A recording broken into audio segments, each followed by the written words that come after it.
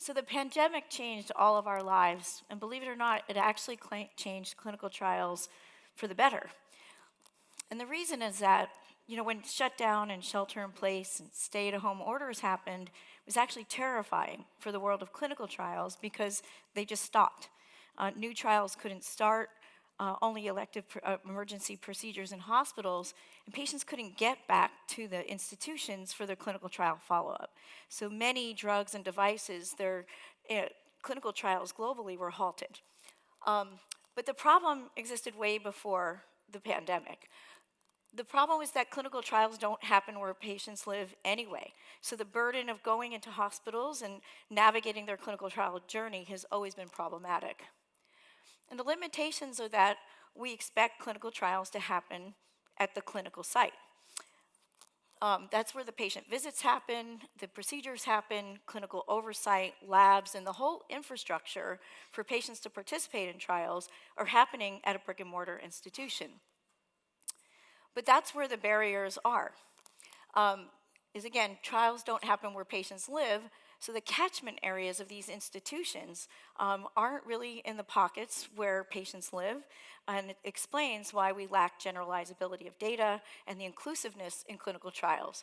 So we limit the patient pools that actually have access to these catchment areas. We lack diverse and representative populations. And the visit burden is just too high, no matter how wonderful, beautiful an academic institution is, it's just really hard for patients to navigate to get there. And the sites themselves, they're overburdened as well, competing between clinical trial needs and regular clinic needs. So Hawthorne Effect is changing this landscape forever. We started before the pandemic, but the pandemic really illuminated these issues that have been around for decades. So what we do is we mobilize access to patients to participate in clinical trials from anywhere and anytime, regardless of how complex the trial is. So essentially we mobilized all the patient journey outside the institution. We do that with a combination of technology and a network of people. So I'll explain that. We have transformational technology that includes all of the sort of underpinnings of a clinical trial management system, including electronic data capture and all the things that we need to manage clinical trial workflows. But it also manages the a workforce to go to see patients. And that's the magic, is what we call Hawthorne Heroes, an international or global network of medical professionals who can bring the clinical trials to the patients. And so therefore, we are now able to extend the reach of brick and mortar institutions and our academics, so we don't intermediate them. We actually extend their reach and their catchment areas and really bring the hospital to the patient. So this is our global network of Hawthorne Heroes. This is really special. It's not a home health service or a home health model that's kind of patched into clinical research. These are highly curated medical professionals that are of a very wide variety of medical specialties, physicians, advanced practitioners, technologists like imaging specialists and phlebotomists. And they're curated and they're actually like a gig economy or gig network. So it's sort of like clinical trials meets an Uber concept. We specialize in complex trials, really grounded in very complex things that wouldn't otherwise need to happen in the hospitals. There's more than 3,000 heroes in our network across the 50 United States and outside United States as well. So clinical trials are complicated, especially in this world of medical technology, where we require multimodality of data to render whether new technologies are safe and effective and are scalable. So we need to measure things like physical assessments, functional assessments, biometrics, and imaging. And Hawthorne Effect has mastered the way to bring what would be of the excellence of your most primary institutions at the same quality and conformity in the home.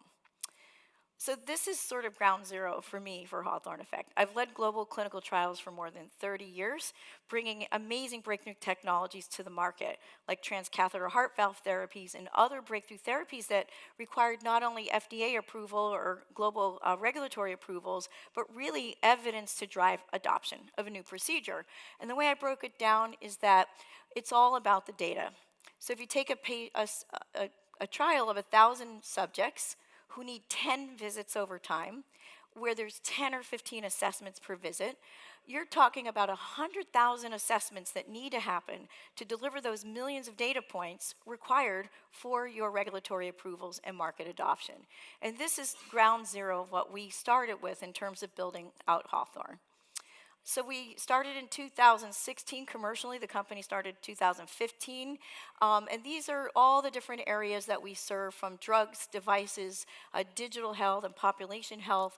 And in all of these therapy areas, demonstrating that the concept is ubiquitous and can serve different therapies and different types of sponsors.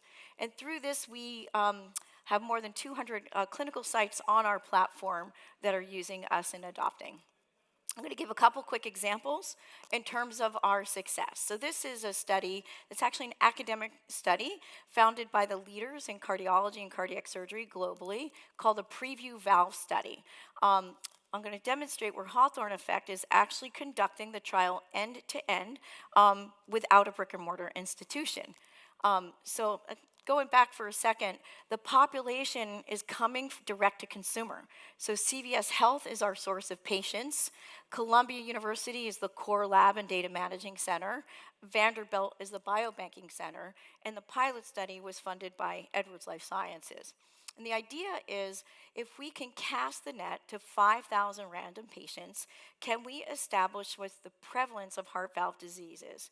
This kind of trial would be 100 times more expensive and years down the road, almost impossible to conduct in any other way.